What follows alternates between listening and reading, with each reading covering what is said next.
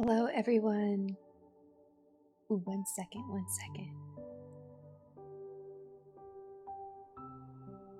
Okay, now we're good to go. I had to clear my throat. So, today's stream is going to be pretty different than what I usually do. Usually my streams are really high energy. Usually there's a lot going on, a lot of excitement, and I wanted to try something a little different. It's not my first time doing an ASMR, and I actually got this idea from Vox Akuma. He did a stream that was essentially an ASMR, but he was just reading a book. It was like a little bedtime story for anyone who stopped by, and I thought that would be nice. So that's what we are doing today. We are reading the one non-manga book that is in my household, and that is The Maze Runner by James Dashner. I've already read this book, and I've seen the movies, so I thought it would be a good one for me to be able to read with limited issues. I have turned off all of my point redeems for the most part, and all the sound alerts, as well as any follows or anything we get. They're not going to make any noise. You'll still see them on screen, but they're not going to make any noises. I tried to find the most relaxing music that I possibly potentially could. So we will see how it goes. I hope the audio is all balanced. Comfy kashi time? Exactly. Comfy time. So I'm gonna go ahead, get right into the reading. So as I mentioned, this is The Maze Runner, and we are gonna start Chapter 1. He began his new life standing up, surrounded by cold darkness and stale, dusty air. Metal ground against metal. A lurching shudder shook the floor beneath him. He fell down at the sudden movement and shuffled backwards on his hands and feet, drops of sweat beating on his forehead despite the cool air. His back struck a hard metal wall. He slid along it until he hit the back corner of the room. Sinking to the floor, he pulled his legs up tight against his body, hoping his eyes would soon adjust to the darkness. With another jolt, the room jerked upward like an old lift in a mine shaft. Harsh sounds of chains and pulleys, like the workings of an ancient steel factory, echoed through the room, bouncing off the walls with a hollow, tinny whine. The lightless elevator swayed back and forth as it ascended, turning the boy's stomach sour with nausea. A smell like burnt oil invaded his senses, making him feel worse. He wanted to cry, but no tears came. He could only sit there, alone, waiting. My name is Thomas, he thought. That was the only thing he could remember about his life. He didn't understand how this could be possible. His mind functioned without flaw, trying to calculate his surroundings and predicament. Knowledge flooded his thoughts, facts and images, memories and details of the world and how it works. He pictured snow on trees, running down a leaf-strewn road, eating a hamburger, the moon casting a pale glow on a grassy meadow, swimming in a lake, a busy city square with hundreds of people bustling about their business. And yet, he didn't know where he came from, or how he'd gotten inside the dark lift, or who his parents were. He didn't even know his last name. Images of people flashed across his mind, but there was no recognition. Their faces replaced with haunted smears of color.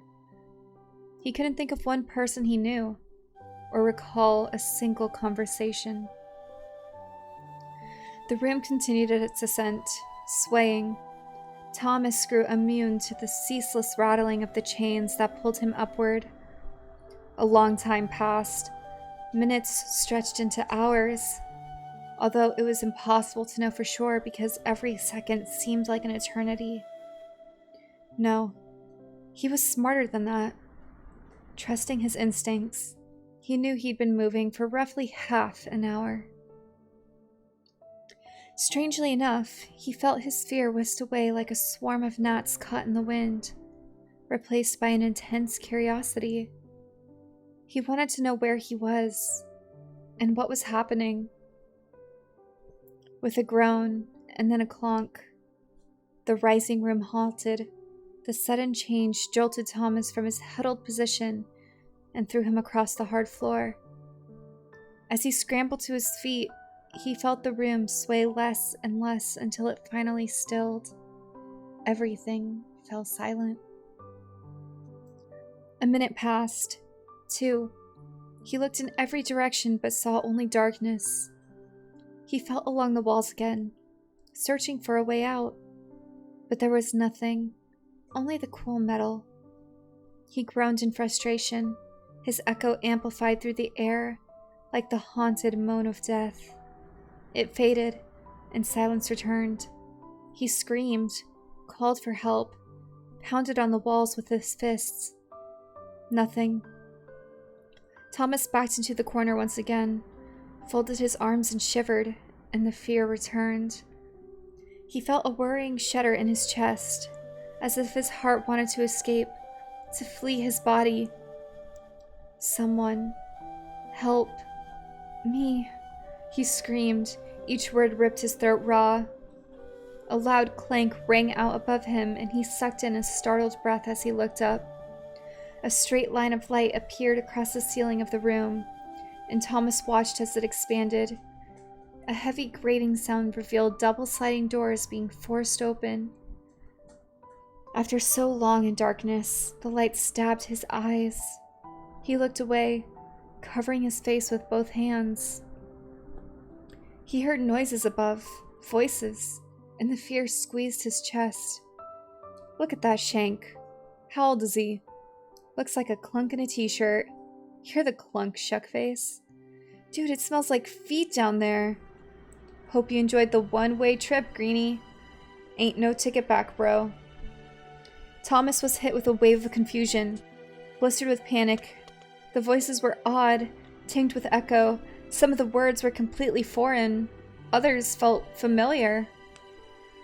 He rolled his eyes to adjust as he squinted towards the light and those speaking. At first, he could only see shifting shadows, but they soon turned into the shape of bodies. People bending over the hole in the ceiling, looking down at him, pointing. And then, as if the lens of a camera had sharpened its focus, the faces cleared. They were boys, all of them, some young, some older. Thomas didn't know what he expected, but seeing those faces puzzled him. They were just teenagers, kids.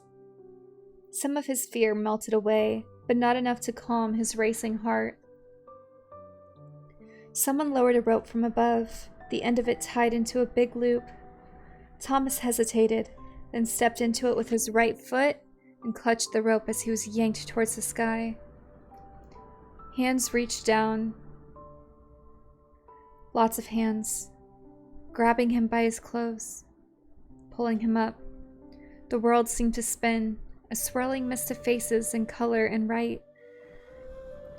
A storm of emotions wrenched his gut, twisted and pulled. He wanted to scream, cry, throw up. The chorus of voices had grown silent, but someone spoke as they yanked him over the sharp edge of the dark box, and Thomas knew he'd never forget the words. "Nice to meet you, Shank," the boy said. "Welcome to the Glade." Chapter 2. The helping hands didn't stop swarming around him until Thomas stood up straight and had the dust brushed from his shirt and pants. Still dazzled by the light, he staggered a bit. He was consumed with curiosity, but still felt too ill to look closely at his surroundings. His new companion said nothing as he swiveled his head around, trying to take it all in. As he rotated in a circle, the other kids snickered and stared. Some reached out and poked him with a finger. There had to be at least 50 of them. Their clothes smudged and sweaty as if they'd been hard at work, all shapes and sizes and races, their hair of varying lengths. Thomas suddenly felt dizzy. his eyes flickering between the boys and the bizarre place in which he'd found himself. They stood in a vast courtyard, several times the size of a football field, surrounded by 4 enormous walls made of gray stone and covered in spots with thick ivy. The walls had to be hundreds of feet high and performed a perfect square around them, each side split in the exact middle by an opening as tall as the walls themselves that, from what Thomas could see, led to passages and long corridors beyond. "Look at the green bean," a scratchy voice said. Thomas couldn't see who it came from. "Gonna break his shuck neck checking out the new digs," several boys laughed. "Shut your hole, galley," a deeper voice responded. Thomas focused back in on the dozens of strangers around him. He knew he must look out of it. He felt like he'd been drugged. A tall kid with blonde hair and a square jaw sniffed at him, his voice devoid of any expression. A short, pudgy boy fidgeted back and forth on his feet, looking up at Thomas with wide eyes. A thick, heavily muscled Asian kid folded his arms as he studied Thomas. His tight shirt sleeves rolled up to show off his biceps. A dark-skinned boy frowned, the same one who'd welcomed him. Countless others stared. "Where am I?" Thomas asked, surprised at hearing his voice for the first time in his salvageable memory. It didn't sound quite right, higher than he would have imagined. "Nowhere good." This came from the dark-skinned boy. "Just slim yourself nice and calm." "Which keeper he gonna get?" someone shouted from the back of the crowd. "I told you, shuckface," a shrill voice responded. "He's a clunk, so he'll be a slopper, no doubt about it." The kid giggled like he just said the funniest thing in history. Thomas once again felt a pressing ache of confusion, hearing so many words and phrases that didn't make sense. Shank, shuck, keeper, slopper. They popped out of the boys' mouths so naturally it seemed odd for him not to understand. It was as if his memory loss had stolen a chunk of his language. It was disorienting. Different emotions battled for dominance in his mind and heart. Confusion, curiosity, panic, fear. But laced through it all was the dark feeling of utter hopelessness. Like the world had ended for him, had been wiped from his memory and replaced with something awful. He wanted to run and hide from these people. The scratchy-voiced boy was talking. "Even do that much. Bet my liver on it." Thomas still couldn't see his face. "I said shut your holes," the dark boy yelled. "Keep yapping and next break will be cut in half." That must be their leader, Thomas realized. Hating how everyone gawked at him, he concentrated on studying the place the boy had called the glade. The floor of the courtyard looked like it was made of huge stone blocks, many of them cracked and filled with long grasses and weeds. An odd, dilapidated wooden building near one of the corners of the square contrasted greatly with the great stone. A few trees surrounded it, their roots like gnarled hands digging into the rock floor for food. Another corner of the compound held gardens. From where he was standing, Thomas recognized corn, tomato plants, fruit trees. Across the courtyard from there stood wooden pens holding sheep and pigs and cows. A large grove of trees filled the final corner, the closest ones looking crippled and close to dying.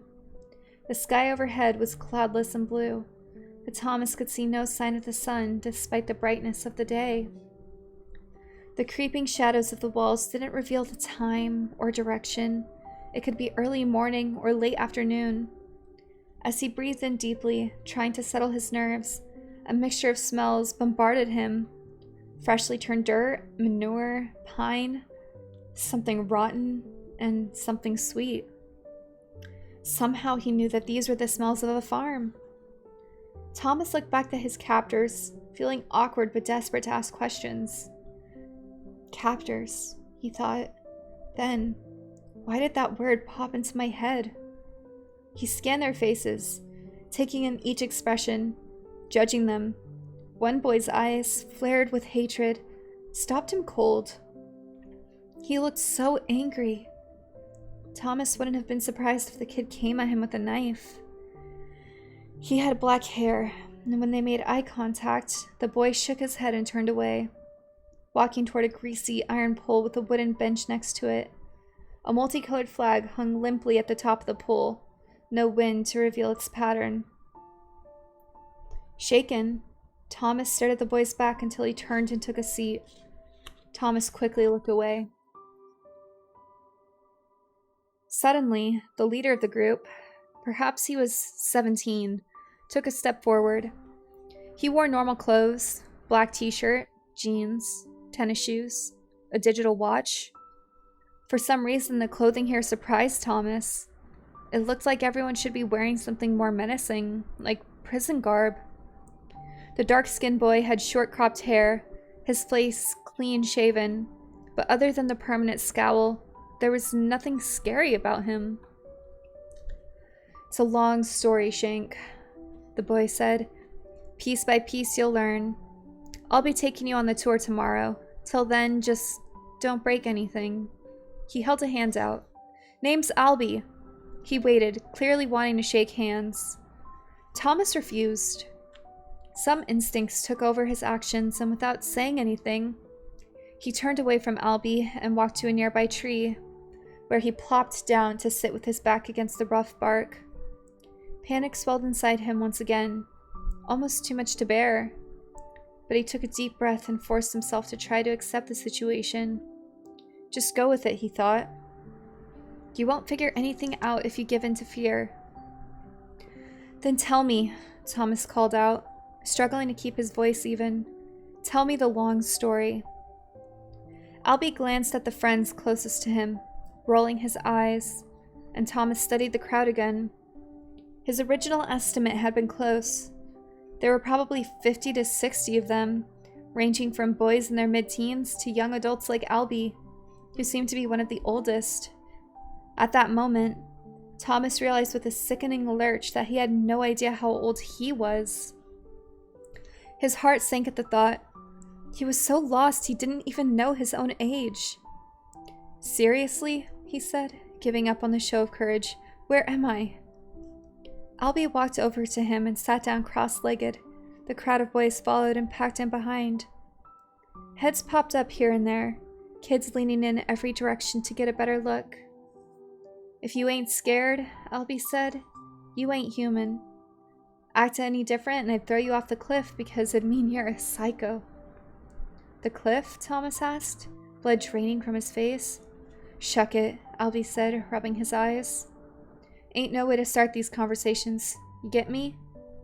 We don't kill shanks like you here, I promise. Just try and avoid being killed. Survive. Whatever." He paused, and Thomas realized his face must have whitened even more than he had heard the last part. "Man," Albie said, then ran his hands over his short hair as he let out a long sigh. "I ain't good at this. You're the first green bean since Nick was killed." Thomas's eyes widened, and another boy stepped up and playfully slapped Albie across the head.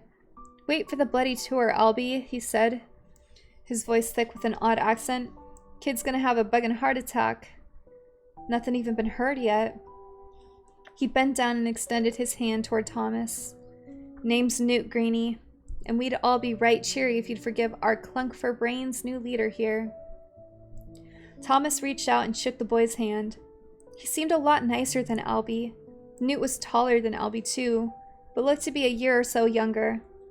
His hair was blonde and cut long, cascading over his t-shirt. Veins stuck out of his muscled arms. "Pipe it, shook-face," Albie grunted, pulling Newt down to sit next to him. "At least he can understand half my words." There were a few scattered laughs, and then everyone gathered behind Albie and Newt, packing in even tighter, waiting to hear what they said. Albie spread his arms out, palms up.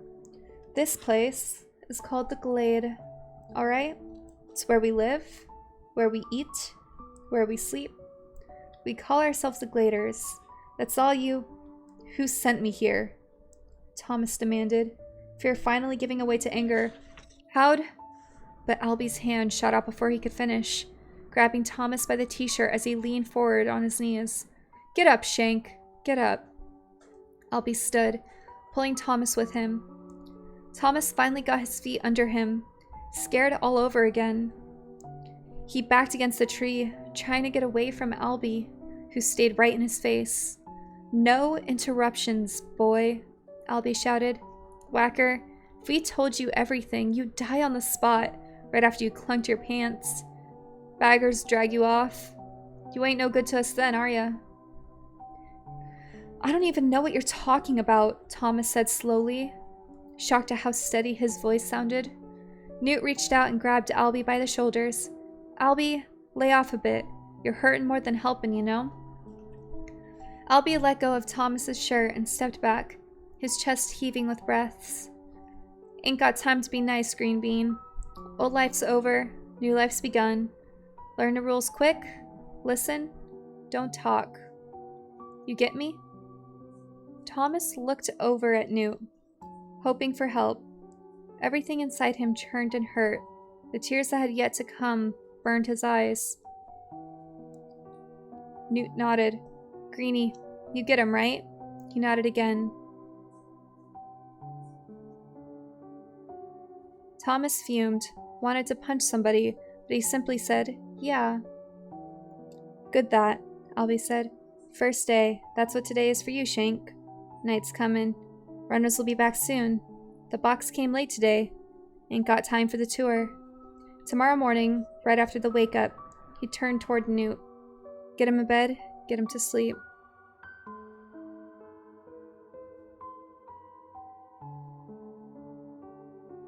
"Good that," Newt said. Albie's eyes returned to Thomas, narrowing. "A few weeks, you'll be happy, Shank. You'll be happy and helping. None of us knew Jack on the first day. You neither. New life begins tomorrow." Albie turned and pushed his way through the crowd, then headed for the slanted wooden building in the corner. Most of the kids wandered away then, each one giving Thomas a lingering look before they walked off. Thomas folded his arms, closed his eyes, took a deep breath. Emptiness ate away at his insides, quickly replaced by sadness that hurt his heart. It was all too much. Where was he? What was this place? Was it some kind of prison? If so, why had he been sent here? And for how long? The language was odd, and none of the boys seemed to care whether he lived or died. Tears threatened again to fill his eyes, but he refused to let them come. "What did I do?" he whispered, not really meaning for anyone to hear him. "What did I do? Why'd they send me here?" Newt clapped him on the shoulder. "Greenie, what you're feeling? We've all felt it. We've all had first day. Come out of that dark box. Things are bad. They are. And they'll get much worse for you soon. That's the truth.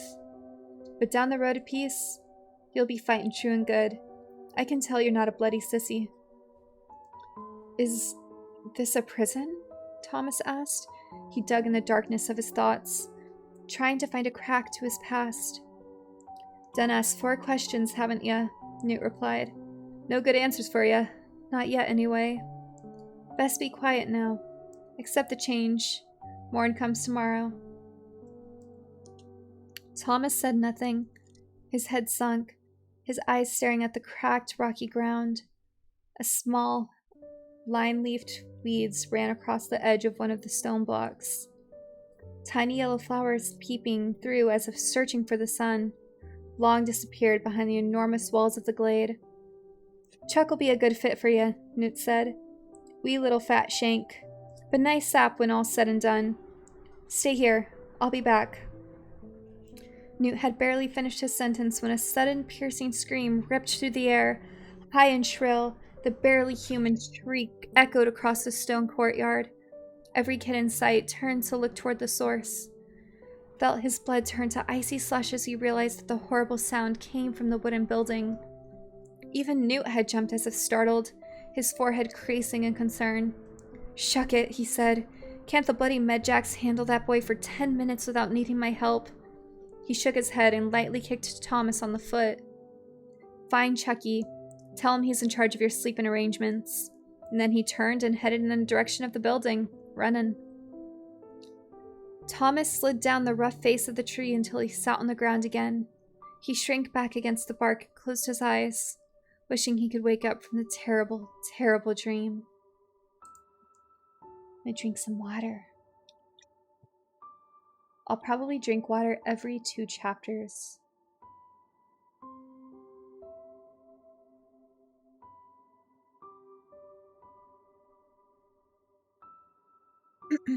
Okay. Chapter 3. Thomas sat there for several moments, too overwhelmed to move. He finally forced himself to look over at the haggard building. A group of boys milled around outside, glancing anxiously at the upper windows as if expecting a hideous beast to leap out in an explosion of glass and wood.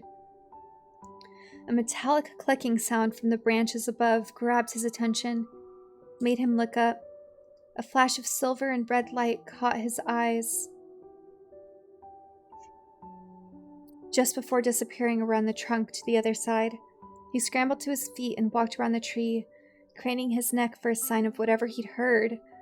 But he saw only bare branches, gray and brown, forking out like skeleton figures, and looking just as alive.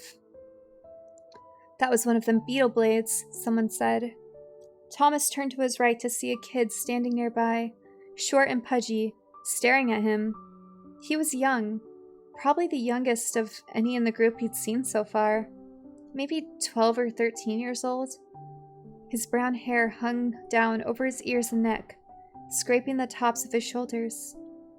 Blue eyes shone through an otherwise pitiful face, flabby and flushed. Thomas nodded at him. A beetle what? Beetle blade, the boy said, pointing to the top of the tree. Won't hurt you unless you're stupid enough to touch one of them. He paused. Shank. He didn't sound comfortable saying the last word, as if he hadn't quite grasped the slang of the glade. Another scream, this one long and nerve-grinding, tore through the air and Thomas's heart lurched. The fear was icy, and it drew on his skin. What's going on over there? He asked, pointing at the building. Don't know, the chubby boy replied. His voice still carried the high pitch of childhood. Ben's in there, sicker than a dog. They got him. They? Thomas didn't like the malicious way the boy had said the word. Yeah. Who are they? Better hope you never find out, the kid answered, looking far too comfortable for the situation. He held out his hand. My name's Chuck. I was the green bean until you showed up. I'd like to chill. Thank you for the follow. Welcome, welcome. Hope you're having a nice night. Better hope you never find out, the kid answered, looking far too comfortable for the situation. He held out his hand. My name's Chuck. I was the green bean until you showed up. This is my guide for the night? Thomas thought. He couldn't shake his extreme discomfort. How annoyance crept in as well. Nothing made sense. His head hurt. Why is everyone calling me Green Bean?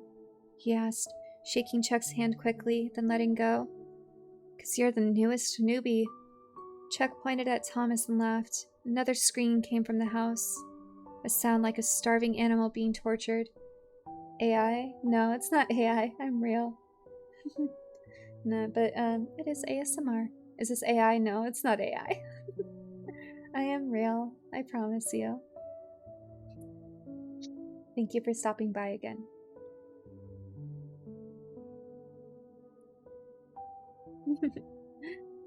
How can you be laughing? Thomas asked, horrified by the noise.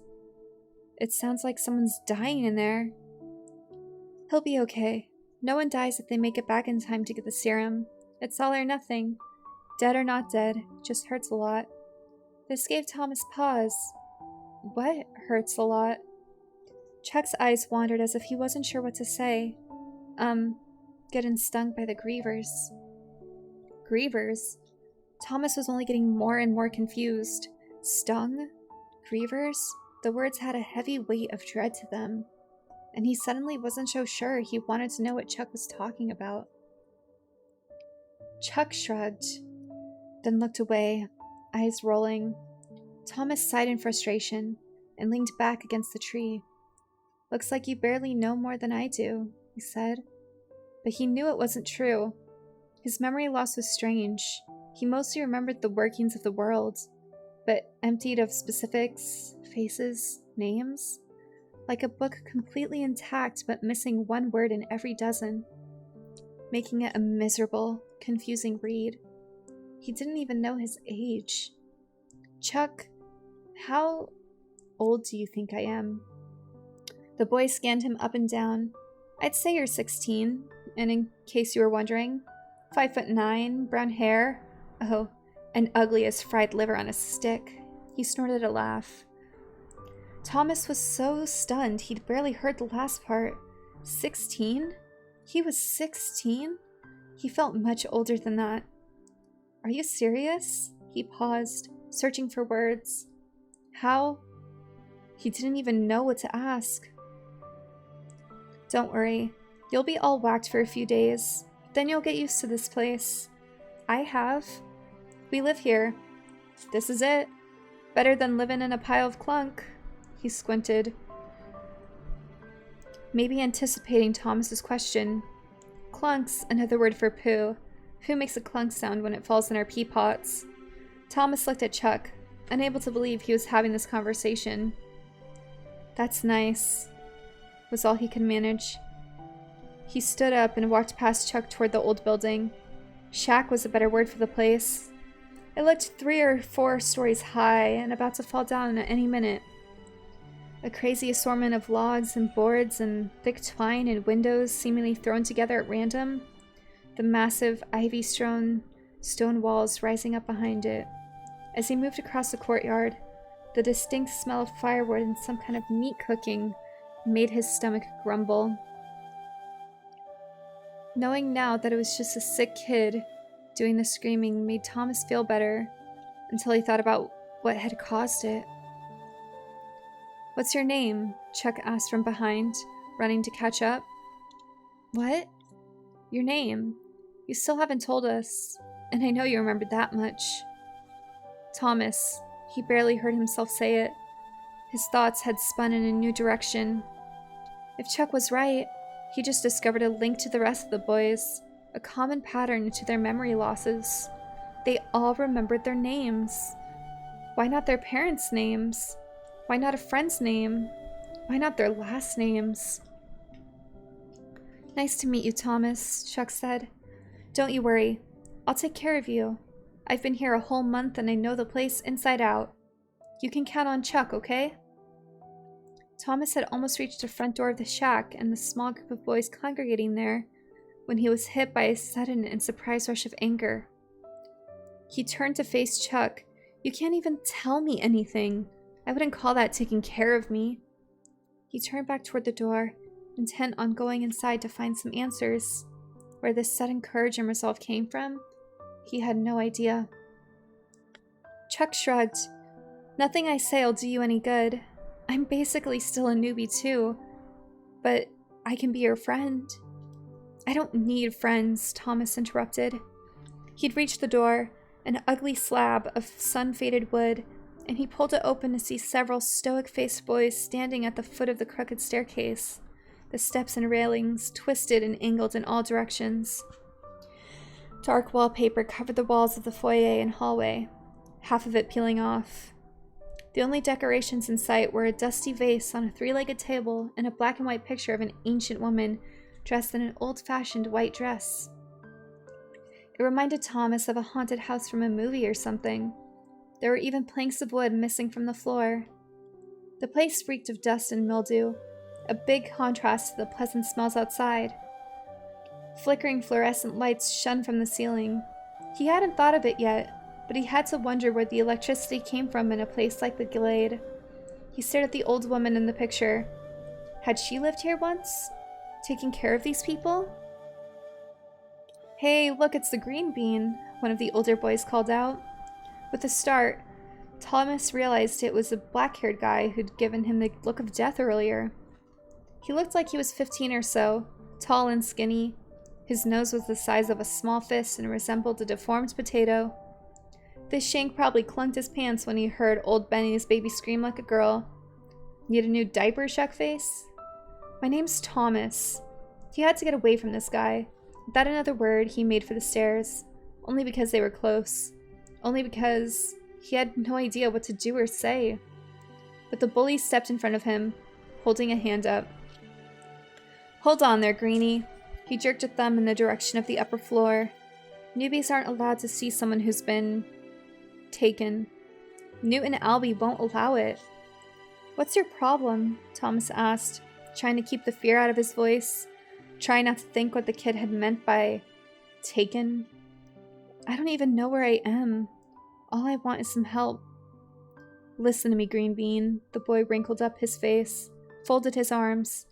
I've seen you before. Something's fishy about you showing up here, and I'm gonna find out what. A surge of heat pulsed through Thomas's veins. I've never seen you before in my life. I have no idea who you are, and I couldn't care less, he spat. But really, how would he know? And how could this kid remember him? The bully snickered, a short burst of laughter mixed with a phlegm-filled snort. Then, his face grew serious, his eyebrows slanting inward. I've seen you, Shank. Not too many in these parts can say they've been stung. He pointed up the stairs. I have. I know what old Benny baby's going through. I've been there, and I saw you during the changing.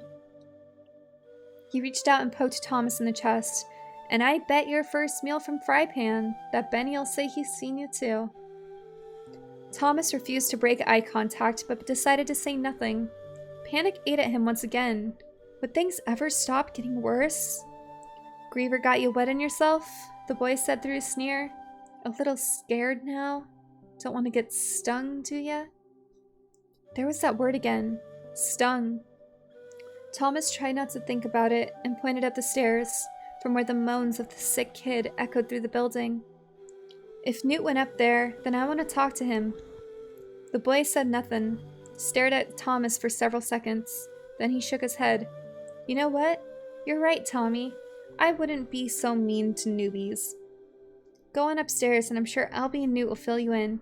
Seriously, go on. I'm sorry.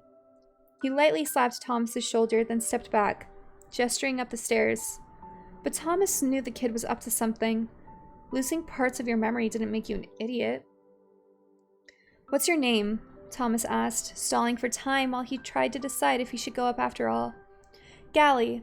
And don't let anyone fool you. I'm the real leader here, not the two geezer shanks upstairs. Me. You can call me Captain Gally if you want. He smiled for the first time. His teeth matched his disgusting nose. 2 or 3 were missing, and not a single one approached anything close to the color white. His breath escaped just enough for Thomas to get a whiff, reminding him of some horrible memory that was just out of reach. It made his stomach turn. Okay, he said, so sick of the guy he wanted to scream. Punch him in the face. Captain Gally it is. He exaggerated a salute, feeling a rush of adrenaline, as he knew he'd just crossed the line. A few snickers escaped the crowd, and Gally looked around, his face bright red. He peered back at Thomas, hatred furrowing his brow and crinkling his monstrous nose. Just go up the stairs, Gally said, and stay away from me, you little slinthead. He pointed up again, but didn't take his eyes off Thomas. Fine. Thomas looked around one more time. Embarrassed, confused, angry. He felt the heat of blood on his face. No one made a move to stop him from doing as Gally asked, except for Chuck, who stood at the front door, shaking his head. You're not supposed to, the younger boy said. You're a newbie. You can't go up there. Go, said Gally with a sneer. Go on up. Thomas regretted having come inside in the first place, but he did want to talk to that Newt guy. He started up the stairs. Each step groaned and creaked under his weight. He might have stopped for fear of falling through the old wood if he weren't leaving such an awkward situation below. Up he went, wincing at every splintered sound. The stairs reached a landing, turned left, then came up a railed hallway leading to several rooms. Only one door had a light coming through the crack at the bottom. "The changing," Gally shouted from below. "Look forward to it, shuck face." As if the taunting gave Thomas a sudden burst of courage, he walked over to the lit door, ignoring the creaking floorboards and laughter downstairs, ignoring the onslaught of words he didn't understand, suppressing the dreadful feelings they induced. He reached down, turned the brass handle, and opened the door. Inside the room, Newt and Albie crouched over someone lying on a bed. Thomas leaned in closer to see what the fuss was all about, but when he got a clear look at the condition of the patient, his heart went cold. He had to fight the bile that surged up in his throat. The look was fast, only a few seconds, but it was enough to haunt him forever. A twisted, pale figure writhing in agony, chest bare and hideous. Tight, rigid cords of sickly green veins webbed across the boy's body and limbs, like ropes under his skin. Purplish bruises covered the kid, red hives, bloody scratches. His bloodshot eyes bulged, darting back and forth. The image had already burned into Thomas's mind before Albie jumped up, blocking the view but not the moans and screams, pushing Thomas out of the room, then slamming the door shut behind them. "What are you doing up here, Greenie?" Albie yelled, his lips taut with anger, eyes on fire. Thomas felt weak. I want some answers," he murmured, but he couldn't put any strength in his words. He felt himself give up on side. What was wrong with that kid? Thomas slouched against the railing in the hallway and stared at the floor, not sure what to do next. "Get your runt cheeks down those stairs right now," Albie ordered. "Chuck'll help you. If I see you again before tomorrow morning, you ain't reaching another one alive. I'll throw you off the cliff myself. You get me?" Thomas was humiliated and scared. He felt like he'd shrunk to the size of a small rat. Without saying a word, he pushed past Albie and headed down the creaky steps, going as fast as he dared. Ignoring the gaping stares of everyone at the bottom, especially Gally, he walked out the door, pulling Chuck by the arm as he did so. Thomas hated these people. He hated all of them, except Chuck. "Get me away from these guys," Thomas said. He realized that Chuck might actually be his only friend in the world. "You got it," Chuck replied, his voice chipper, as if thrilled to be needed. "But first we should get some food from Fry Pan." "I don't know if I can ever eat again, not after what he'd just seen." Chuck nodded. "Yeah, you will. I'll meet at the same tree as before. 10 minutes. Thomas was more than happy to get away from the house and headed back towards the tree. He'd only known what it was like to be alive for a short while, and he already wanted it to end. He wished for all the world he would remember something about his previous life. Anything. His mom, his dad, a friend, his school, a hobby, a girl. The Elder Lurker, thank you for the follow. Thank you for joining us. I hope you're having a good night. He blinked hard several times, trying to get the image of what he'd just seen in the shack out of his mind. The changing. Gally had called it the changing. It wasn't cold, but Thomas shuddered once again. I'm gonna get some more water, guys. I know I said every 2 chapters, but that was a long chapter. I think the chapters are going to be longer now, so I might need water every chapter. I hope you all are feeling very relaxed right now. You know what's crazy is before this, I was playing Valorant. So I went from like, you know, being very, very angry to being very, very chill in a very short amount of time. If you do want some craziness, my good friends, Paraguin and Bowsy, are playing Cuphead. That is probably a completely different vibe. And you know, if you came from their stream, you needed a break, you needed to get a break from all the anger and craziness, I'm happy to do that for you. We get one more little sip of water and we'll get into chapter 4. I'll probably do 1 or 2 more chapters. We'll see how I feel after this one.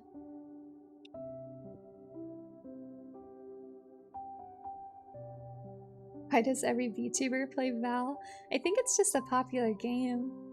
It's popular in general. I don't stream it super often, to be honest, because it's so popular. I like doing kind of more unique stuff like this. Alright, let's get back into it, guys. Chapter 4. Thomas leaned against the tree as he waited for Chuck. He scanned the compound of the glade, this new place of nightmares where he seemed destined to live. The shadows from the walls had lengthened considerably, already creeping up the sides of the ivy-covered stone faces on the other side. At least this helped Thomas know directions. The wooden building crouched in the northwest corner, wedged in a darkening patch of the shadow, the grove of trees in the southwest. The farm area, where a few workers were still picking their way through the fields, spread across the entire northeast quarter of the glade. The animals were in the southeast corner, mooing and crowing and baying. In the exact middle of the courtyard, the still gaping hole of the box lay open, as if inviting him to jump back in and go home. Near that, maybe 20 feet to the south, stood a squat building made of rough concrete blocks, a menacing iron door its only entrance. There were no windows. A large round handle resembling a steel steering wheel marked the only way to open the door, just like something within a submarine. Despite what he'd seen, Thomas didn't know which he felt more strongly, curiosity to know what was inside, or dread at finding out. Thomas had just moved his attention to the 4 vast openings in the middle of the main walls of the glade when Chuck arrived, a couple of sandwiches cradled in his arms, along with apples and 2 metal cups of water. The sense of relief that flooded through Thomas surprised him. He wasn't completely alone in this place. Frypan wasn't too happy about me invading his kitchen before supper time, Chuck said, sitting down next to the tree, motioning to Thomas to do the same. He did, grabbed a sandwich, but hesitated. The writhing, monstrous image of what he'd seen in the shack popping back into his mind. Soon, though, his hunger went out and he took a huge bite. The wonderful taste of ham and cheese and mayonnaise filled his mouth. Oh man, Thomas mumbled through a mouthful. I was starving. Told ya. Chunk chomped into his own sandwich.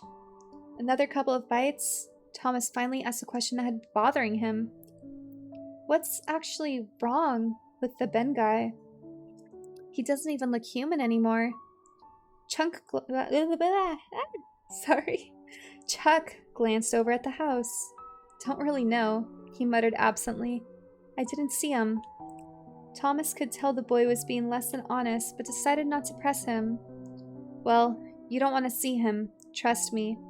He continued to eat, munching on the apples as he studied the huge breaks in the walls. Though it was hard to make out from where he sat, there was something odd about the stone edges of the exits to the outside corridors. He felt an uncomfortable sense of vertigo looking at the towering walls, as if he hovered above them instead of sitting at their base. What's out there? He asked, finally breaking the silence. Is this part of a huge castle or something? Chuck hesitated, looked uncomfortable. I've never been outside the glade. Thomas paused. You're hiding something, he finally replied, finishing off his last bite and taking a long swig of water. The frustration at getting no answers from anyone was starting to grind his nerves. It only made it worse to think that even if he did get answers, he wouldn't know if he'd be getting the truth. Why are you guys so secretive? That's just the way it is. Things are really weird around here, and most of us don't know everything. Half of everything. It bothered Thomas that Chuck didn't seem to care about what he just said, that he seemed indifferent to having his life taken away from him. What was wrong with these people? Thomas got to his feet and started walking around the eastern opening. Well, no one said I couldn't look around. He needed to learn something or he was going to lose his mind. Whoa, wait, Chuck cried, running to catch up. Be careful, those puppies are about to close. He already sounded out of breath. Close? Thomas repeated. What are you talking about? The doors, you shank. Doors? I don't see any doors. Thomas knew Chuck wasn't just making stuff up. He knew he was missing something obvious. He grew uneasy and realized he'd slowed his pace, not so eager to reach the walls anymore. What do you call those big openings? Chuck pointed up at the enormously tall gaps in the walls. They were only 30 feet away now. I'd call them big openings, Thomas said, trying to counter his discomfort with sarcasm and disappointed that it wasn't working.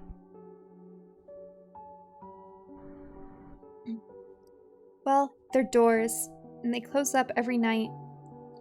Thomas stopped, thinking Chuck had to have said something wrong. He looked up, looked side to side, examined the massive slabs of stone as the uneasy feeling blossomed into outright dread. What do you mean they close? Just see for yourself in a minute. The runners will be back soon. Then those big walls are going to move until the gaps are closed. You're jacked in the head, Thomas muttered. He couldn't see how the mammoth walls could possibly be mobile. Felt so sure of it, he relaxed, thinking Chuck was just playing a trick on him. They reached the huge split that led outside to more stone pathways.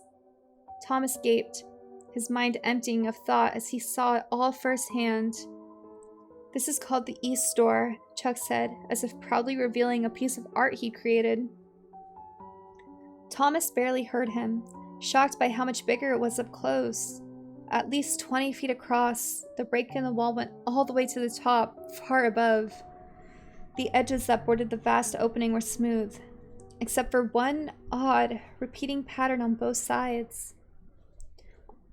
On the left side of the east door, deep holes, several inches in diameter and spaced a foot apart, were bored into the rock, beginning near the ground and continuing all the way up.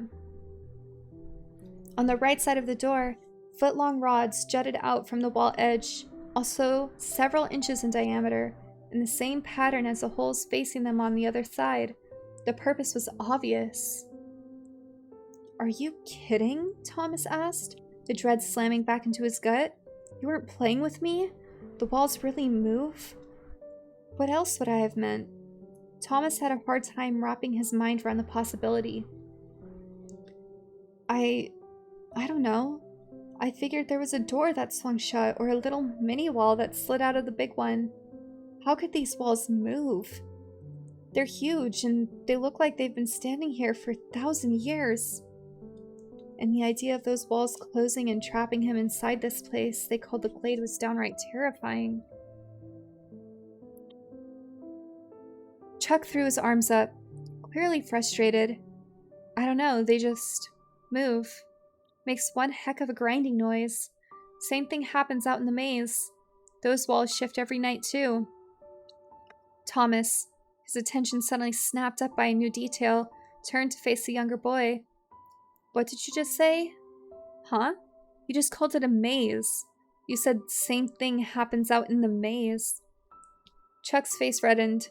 I'm done with you. I'm done. He walked back toward the tree they'd just left. Thomas ignored him, more interested than ever in the outside of the glade. A maze?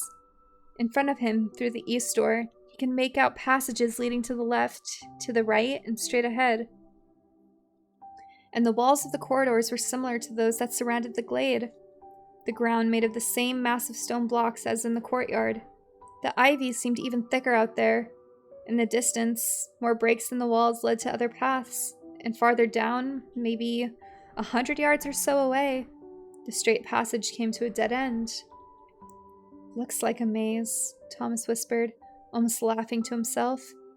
As if things couldn't have gotten any stranger, they'd wiped his memory and put him inside a gigantic maze.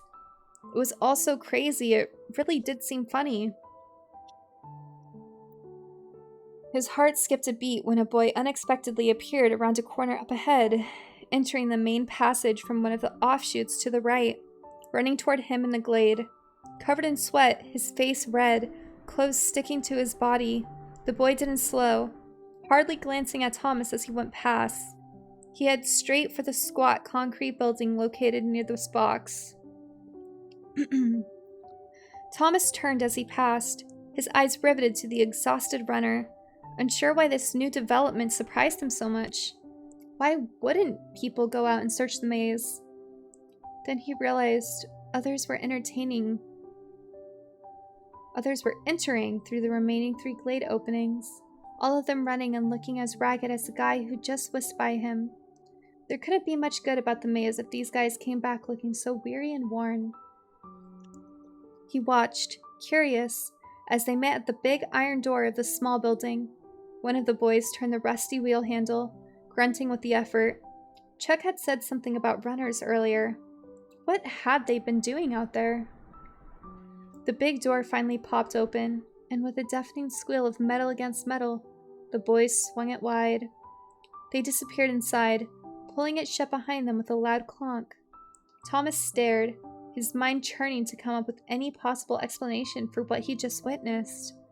Nothing developed, but something about the creepy old building gave him goosebumps, a disquieting chill. Someone tugged on his sleeve, breaking him from his thoughts. Chuck had come back. Before Thomas had a chance to think, questions were rushing out of his mouth. Who are those guys? And what were they doing? What's in that building? He wheeled around and pointed out the east door. And why do you live inside a freaking maze? He felt a rattling pressure of uncertainty, making his head splinter with pain. I'm not saying another word, Chuck replied, a new authority filling his voice. I think you should get to bed early. You'll need your sleep. Ah, he stopped, held up a finger, breaking up his right ear. It's about to happen.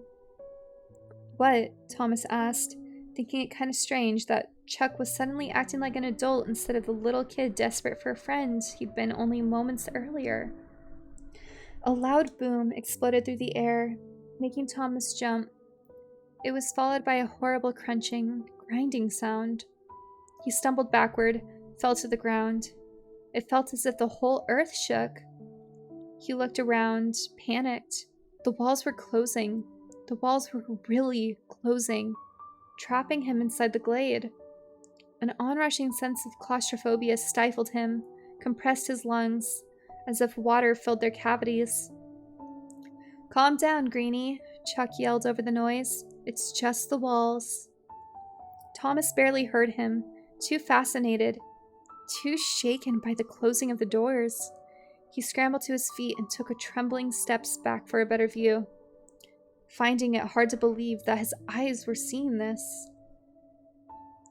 The enormous stone wall to the right of them seemed to defy every known law of physics as it slid along the ground, throwing sparks and dust as it moved. Rock against rock. The crunching sound rattled his bones. Thomas realized that only that wall was moving, heading for its neighbor to the left, ready to seal shut with its protruding rods slipping into the drilled holes across from it. He looked around at the other openings. It felt like his head was spinning faster than his body, and his stomach flipped over with the dizziness. On all 4 sides of the glade, only the right walls were moving, toward the left, closing the gap of the doors. Impossible, he thought. How can they do that? He fought the urge to run out there, slip past the moving slabs of rock before they shut, flee the glade. Common sense went out. The maze held even more unknowns than his situation inside. He tried to picture in his mind how the structure of it all worked. Massive stone walls, hundreds of feet high, moving like sliding glass doors. An image from his past that flashed through his thoughts. He tried to grasp the memory, hold on to it, complete the picture with faces, names, a place. But it faded into obscurity. A pang of sadness pricked through his other swirling emotions.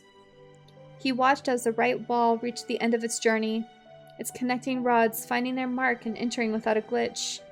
An echoing boom rumbled across the glade as all 4 doors sealed shut for this night. Thomas felt one final moment of trepidation, a quick slice of fear through his body, Then it vanished. A surprising sense of calm eased his nerves. He let out a long sigh of relief. Wow, he said, feeling dumb at such a monumental understatement. Ain't nothing, as Albie would say, Chuck murmured. Kind of get used to it after a while. Thomas looked around one more time. The feel of the place completely different now that all the walls were solid with no way out. He tried to imagine the purpose of such a thing. He didn't know which guess was worse. That they were being sealed in, or that they were being protected from something out there. The thought ended his brief moment of calm, stirring in his mind a million possibilities of what might live in the maze outside. All of them terrifying. Fear gripped him once again. Come on, Chuck said, pulling at Thomas's sleeve a second time. Trust me, when nighttime strikes, you want to be in bed. Thomas knew he had no other choice. He did his best to suppress everything he was feeling and followed. It's another chapter down. Let me see how long the next one is. Oh, the next one's super short. Okay, we'll read the next chapter. Then I think I'm going to send you guys over to Bowsy and Paraguin. I'm going to drink more water. I don't think I'm drinking enough water in between chapters.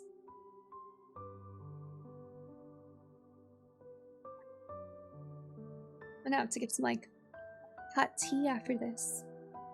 Maybe some sleepy time tea. Chapter 5. They ended up near the back of the homestead. Basil, thank you. I'll take another drink just for you, Basil.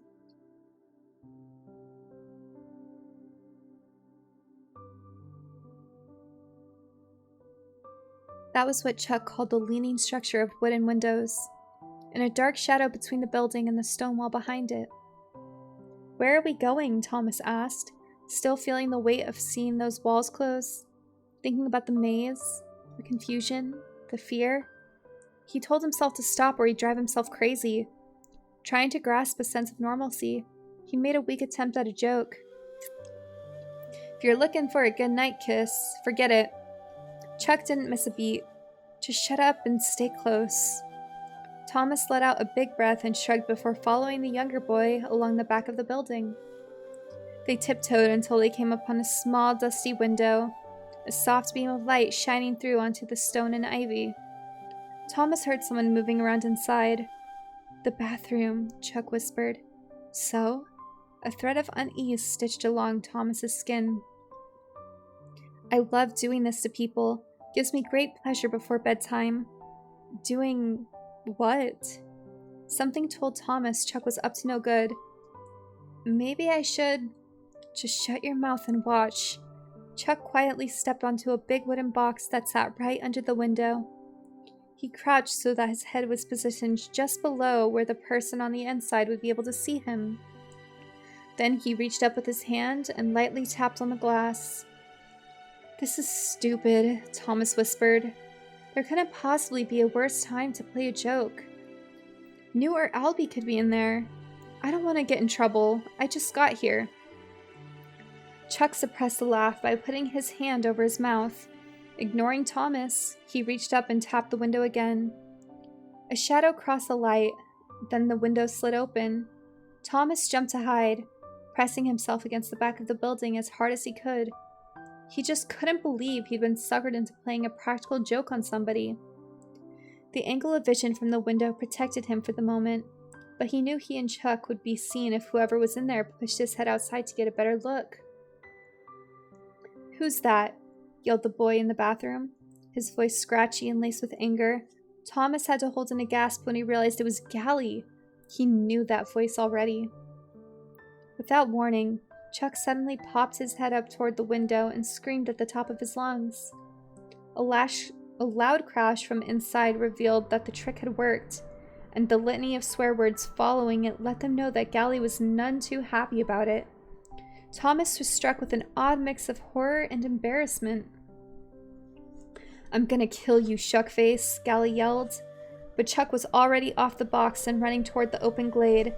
Thomas froze as he heard Gally open a door inside and run out of the bathroom. Thomas finally snapped out of his daze and took after his new and only friend. He just rounded the corner when Gally came screaming out of the homestead, looking like a ferocious beast on the loose. He immediately pointed at Thomas. "Come here," he yelled. Thomas's heart sunk in surrender. Everything seemed to indicate that he'd be getting a fist in the face. "It wasn't me, I swear," he said. Though as he stood there, he sized the boy up and realized he shouldn't be so terrified after all. Gally wasn't that big. Thomas could actually take him if he had to.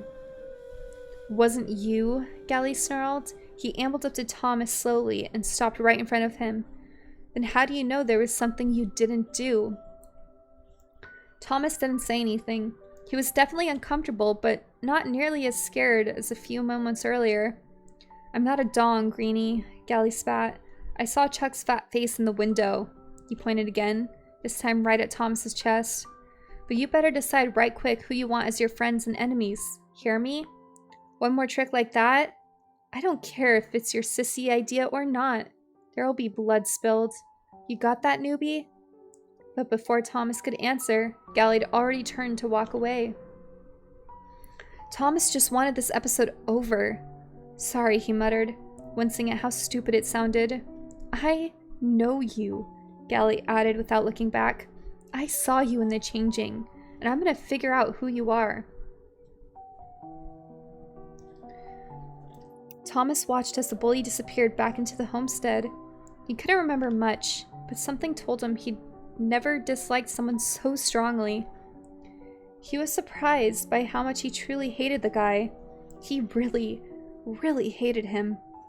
He turned to see Chuck standing there, staring at the ground, clearly embarrassed. "Thanks a lot, buddy. Sorry, if I'd known it was Gally, I never would have done it, I swear." Surprising himself, Thomas laughed. An hour ago, he thought he'd never hear such a sound come out of his mouth again. Chuck looked closely at Thomas and slowly broke into an uneasy grin. "What?" Thomas shook his head. "Don't be sorry. The shank deserved it. And I don't even know what a shank is. That was awesome." He felt much better. A couple of hours later, Thomas was lying in a soft sleeping bag next to Chuck on a bed of grass near the gardens. It was a wide lawn that he hadn't noticed before, and quite a few of the group chose it as their bedtime spot. Thomas thought that was strange, but apparently there wasn't enough room inside the homestead. At least it was warm, which made him wonder for the millionth time where they were. His mind had a hard time grasping names of places, or remembering countries or rulers, or how the world was organized. And none of the kids in the glade had a clue either. At least, they weren't sharing if they did. He lay in silence for the longest time, looking at the stars and listening to the soft murmurs of various conversations drifting across the glade. Sleep felt miles away, and he couldn't shake the despair and hopelessness that coursed through his body and mind. The temporary joy of Chuck's trick on Gally had long since faded away. It's been one endless and strange day. It was just so weird. He remembered lots of little things about life. Eating, clothes, studying, playing, general images of the makeup of the world. But any detail that would fill in the picture to create a true and complete memory had been erased somehow. It was like looking at an image through a foot of muddy water. More than anything else, perhaps, he felt sad. Chuck interrupted his thoughts. "Well, Greenie, you survived first day." "Barely. Not now, Chuck," he wanted to say. "I'm not in the mood." Chuck pulled himself up to lean on an elbow, looking at Thomas. "You'll learn a lot in the next couple of days. Start getting used to things." "Good that?" Yeah, good that, I guess." Where'd all these weird words and phrases come from anyways? It seemed like they'd taken some other language and melded it with his own. Chuck flopped back down with a heavy flump. "I don't know. I've only been here a month, remember?" Thomas wondered about Chuck, whether he knew more than he let on. He was a quirky, funny, kid, and he seemed innocent, but who was to say? Really, he was just as mysterious as everything else in the glade. A few minutes passed, and Thomas felt the long day finally catch up to him. The leaded edge of sleep crossing over his mind, but like a fist had shoved it in his brain and let go, a thought popped into his head. One that he didn't expect, and he wasn't sure where it came from. Suddenly the glade, the walls, the maze, it all seemed familiar, comfortable. A warmth of calmness spread through his chest, and for the first time since he found himself there, he didn't feel like the glade was the worst place in the universe. He stilled, felt his eyes widen, his breathing stopping for a long moment. What just happened, he thought? What changed? Ironically, the feeling that things would be okay made him slightly uneasy. Not quite understanding how, he knew what he needed to do. He didn't get it. The feeling, the epiphany, was a strange one. Foreign and familiar at the same time, but it felt right. I want to be one of those guys that goes out there, he said aloud, not knowing if Chuck was still awake. Inside the maze. Huh? Was the response from Chuck. Thomas could hear a tinge of annoyance in his voice. Runners, Thomas said, wishing he knew where this was coming from. Whatever they're doing out there, I want in. You don't even know what you're talking about, Chuck grumbled, and rolled over. Go to sleep. Thomas felt a new surge of confidence, even though he truly didn't know what he was talking about. I want to be a runner. Chuck turned back and got on his elbow. You can forget that little thought right now. Thomas wondered at Chuck's reaction, but pressed on. Don't try to... Thomas. Newbie? My new friend. Forget it. I'll tell Albie tomorrow. A runner, Thomas thought. I don't even know what that means. Have I gone completely insane? Chuck lay down with a laugh. You're a piece of clunk. Go to sleep. But Thomas couldn't quit. Something out there. It feels familiar. Go to sleep. Then it hit Thomas. He felt like several pieces of a puzzle had been put together. He didn't know what the ultimate picture would be, but his next words almost felt like they were coming from someone else. Chuck, I think I've been here before. He heard his friend sit up, heard the intake of breath, but Thomas rolled over and refused to say another word, worried he'd messed up this new sense of being encouraged. Eradicate the reassuring calm that filled his heart. Sleep came much more easily than he expected. That is the end of chapter 5, and that is all we are going to read today. I know it's a short stream, but the reason for that is doing this kind of stuff does take a lot on my throat. Thank you, Basil.